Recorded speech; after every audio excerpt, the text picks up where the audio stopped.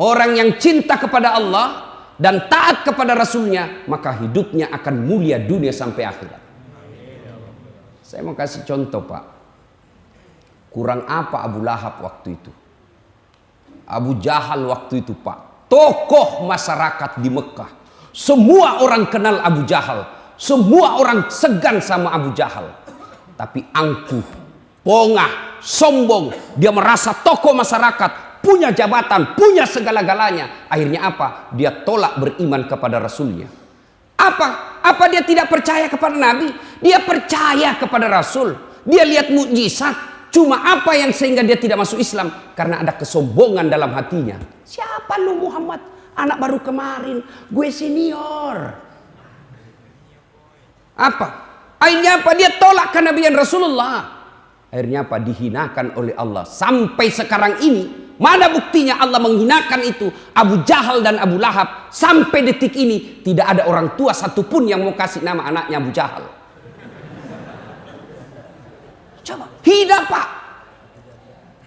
Tidak ada yang mau kasih nama Abu Jahal, Abu Lahab. Marah dia kalau disebut Abu Lahab, Pak. Padahal dia tokoh. Maka bisa jadi ada orang sekarang tokoh hebat, punya pengaruh luar biasa. Tapi kalau kau hina Allah, kau hina Rasulnya, tunggu hidupmu akan hina dunia sampai akhirat. Apa kelebihannya Abu Jahal?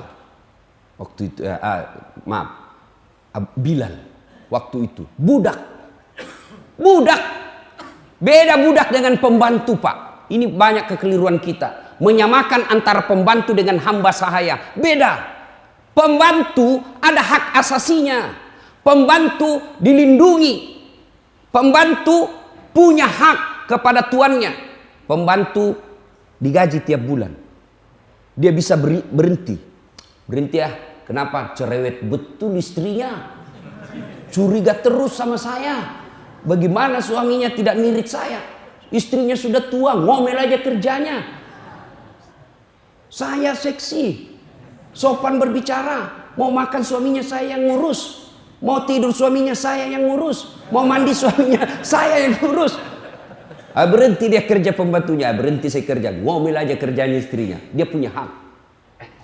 Hamba sahaya. Budak hak milik. Namanya hak milik. Sama saya punya handphone. Itu hak milik saya. Saya mau banting, saya mau bakar, saya mau lempar, saya mau kasih orang. Terserah. Kenapa? Saya yang punya. Bilal budak hamba sahaya. Sumayyah budak hamba sahaya. Tapi ketika diintimidasi, dipaksa, Bilal, la ilaha illallah, hapus itu dalam keyakinanmu. Bilal, Muhammad Rasulullah, hilangkan dalam keyakinanmu. Saya kasih kau jabatan, saya merdekakan kamu. Bilal katakan, no way. Jabatan saya tidak butuhkan, uang saya tidak butuhkan, popularitas saya tidak butuhkan. Yang aku butuhkan kasih sayang Allah. Akhirnya ditindis batu, dihina, dijemur di lapangan terbuka. Tapi Bilal dengan mantap, la ilaha illallah Muhammadar Rasulullah. Coba. Sampai detik ini Allah muliakan Bilal. Padahal fisiknya adalah budak. Badannya adalah budak. Tapi jiwanya merdeka. Allah muliakan Bilal sampai detik ini. Namanya setiap masjid ada dicantumkan Bilal. Hebat. Sumayyah budak, dibujuk oleh Abu Jahal, dibujuk oleh Abu Lahab. Kata Abu Lahab, oi Sumayyah, sudahlah, kau lepaskanlah itu imanmu kepada Muhammad, saya merdekakan kamu. Tapi apa kata Sumayyah? La ilaha illallah Muhammadar Rasulullah. Akhirnya apa? Disiksa. Apa siksaannya? Ditangkap satu keluarga, anaknya, suaminya, dipendam dalam tanah sampai di leher, dijemur tidak dikasih air. Tapi mereka sekeluarga mantap, la ilaha illallah Muhammad Rasulullah, tidak goyang akidahnya. Besoknya dibangunkan lagi, disiksa suaminya di depan matanya, disiksa anaknya di depan suaminya, di anaknya. Abu Jahal dia ambil itu pedang, lalu dipanasi sampai merah, ditancapkan di depan matanya anaknya, dikasih itu besi yang panas. Ibu mana yang tega melihat anaknya seperti itu? Tapi Sumayyah berkata, nak, saya cinta kepadamu. Tidak usah khawatir soal cintaku kepadamu, nak. Tapi cintaku kepadamu tidak boleh mengalahkan cintaku kepada Allah. La ilaha illallah. Mati akal ini Abu Jahal hadapi Sumayyah. Dijanji jabatan tidak mempan, dikasih duit tidak mempan, dikasih kemerdekaan tidak mempan. Sumayyah tetap mengatakan Muhammad Rasulullah. Akhirnya apa kata Abu Jahal? Sumayyah, saya tahu kenapa kau suka sekali Muhammad. Muhammad kan gagah, keren, cakep. Kau pasti jatuh cinta sama Muhammad toh? Kau pasti tergila-gila sama Muhammad. Marah Sumayyah, dia kumpulkan semua liur yang ada di mulutnya, dia ludahi Abu Jahal. Puh! Mukamu tidak lebih mulia daripada kotoran unta. Masya Allah, jengkel Abu Jahal, tokoh masyarakat yang dimuliakan waktu itu, dihina oleh budaknya. Lalu dia ambil itu tombak, dia tancapkan di perutnya Sumayyah, wafat dengan kalimat La ilaha illallah Muhammad Rasulullah. Esoknya suaminya menyusul. Tapi Allah janjikan orang seperti ini, kau mulia dunia sampai akhirat. Orang yang cinta kepada Allah dan Rasulnya, hidupnya tidak akan sengsara, hidupnya tidak akan hina. Kok ada itu Ustaz? Cinta kepada Allah, cinta kepada Rasul, kok masih hina? Bisa jadi cintanya kepada jabatan lebih mulia daripada cintanya kepada Allah dan Rasul. Ini yang pertama. Yang kedua, perintah serangka yang kedua. Aqimis salat wa atus zakat. Dirikan sholat, tunaikan zakat. Saya yakin ini bapak-bapak semua rajin sholat. Saya yakin. Tapi entahlah 20 tahun yang lalu. Kan banyak orang Pak nanti pensiun baru rajin ke masjid. Iya Pak. Nanti pensiun baru mau teriak-teriak Allahu Akbar. Mana kamu dulu? Setelah muka sakaratil maut baru Pak. Tapi masih bagus lah. Masih ada usia-usia. Masih mau menghadap kepada Allah. Masih lebih baik. Dirikan sholat. Orang-orang yang menang menurut surah Al-Baqarah ayat-ayat pertama ada beberapa kriteria mereka. Siapa yang hafal surah Al-Baqarah ayat 1 sampai 5? Ayo angkat tangan. Saya kasih hadiah. Ayo. Anak muda. Saya kalau di Makassar semua anak muda langsung angkat semua tangan. Sini kok sedikit. Ayo sini deh. Sini. Ayo. Ya. Ini. Saya kasih kau hadiah kalau kau bisa jawab ini pertanyaan saya. Ya. Siapa namamu dek? Siapa? Fatih. Oh Masya Allah. Berdiri. Ini nama manusia mulia juga Pak. Yang menaklukkan Konstantinia pada zaman itu yang kita kenal dengan Istanbul sekarang. Usia dia taklukkan itu Konstantinia, Istanbul, itu usianya 21 tahun. Dia taklukkan kerajaan Roma waktu itu yang sangat gagah perkasa. Anak muda 21 tahun. Nih Al-Fatih namanya. Mudah-mudahan kau seperti itu deh. Karena nama itu doa. Jangan lagi ada berkata apa arti semua nama. Dongo. Bayangkan kalau tidak ada namamu semua. Bagaimana kau kampanye? Pilih saya. Siapa? Saya Anu. Siapa? Anu.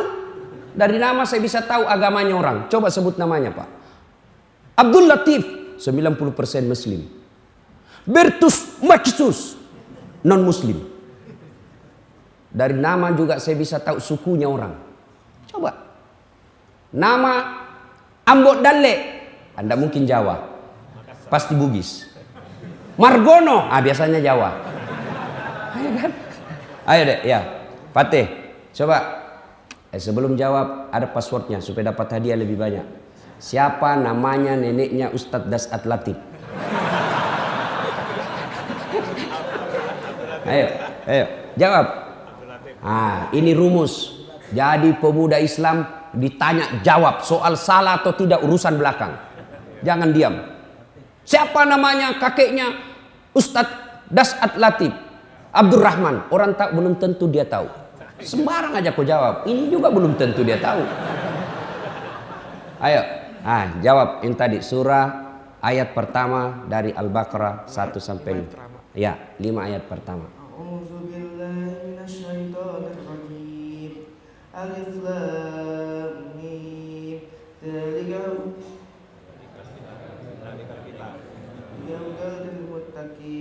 الذين يؤمنون بالغيب ويقيمون الصلاة ومما رزقناهم ينفقون والذين يؤمنون بما أنزل إليك وما أنزل من قبلك وبالآخرة هم يوقنون أولئك على هدى من ربهم وأولئك هم المفلحون. صدق الله العظيم.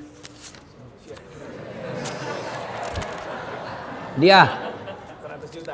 Masya Allah. Beda itu uang ustadz dengan uang Kapolres. Beda rasanya bos ya. Alhamdulillah. Ibu bapak saudara-saudara sekalian, ayat tadi menginformasikan orang-orang yang menang itu, orang-orang yang bertakwa itu, itulah orang pemenang. Kan kita orang kalau puasa, apa tujuan orang puasa? Bertakwa. Dan salah satu orang bertakwa itu menurut Quran tadi, ciri-cirinya orang mereka kemenangan, mereka mendirikan sholat. Kok bisa menang orang-orang yang mendirikan sholat dengan baik?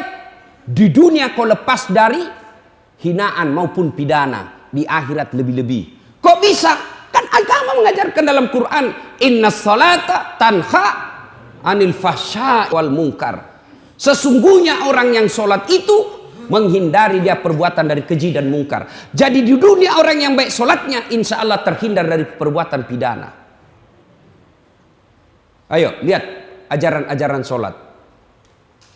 Apa luar biasa itu kesimpulan semua dalam ajaran sholat.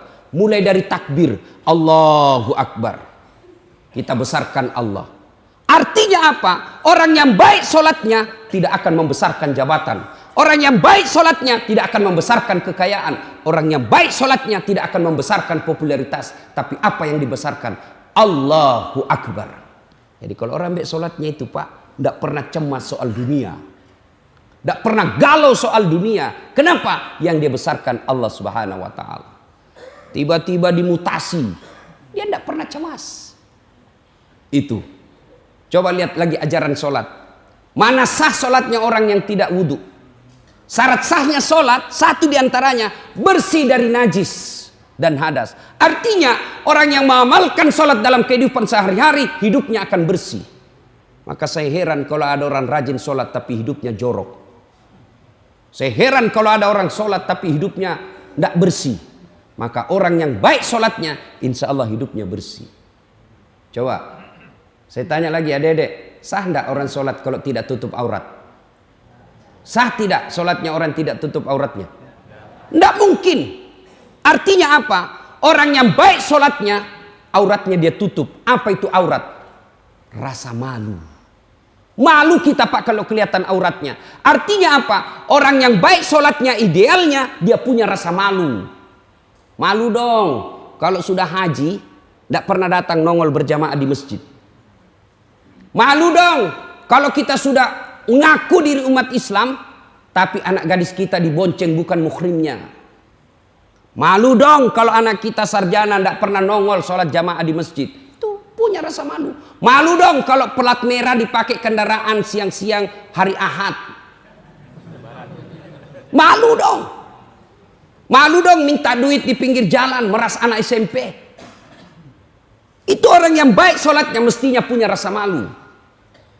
Coba kita pelajari itu syarat sahnya sholat. Ada lagi syarat sahnya sholat, menghadap kiblat. Berarti orang yang baik sholatnya, apa hikmahnya menghadap kiblat? Fokus. Bekerja dia fokus. Tidak kesana kemari dia pikir sembarang. Orang yang baik sholatnya, mestinya bekerjanya fokus. Ini fokus ini orang modern bilang profesional. Orang yang baik sholatnya mestinya menghadap kiblat juga salah satu hikmahnya. Kalian ukhuwamu, tinggikan persaudaraan. Ini di masjid coba lihat persaudaraan pak. Orang yang rajin sholatnya insya Allah persatuannya kuat. Mulai saja dari takbir kita diajarkan, mulai dari bacaan sholat kan sama semua.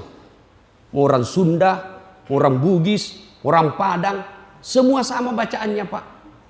Tidak mentang-mentang kita ini Bhinneka Tunggal Ika, sholat pakai bahasa masing-masing.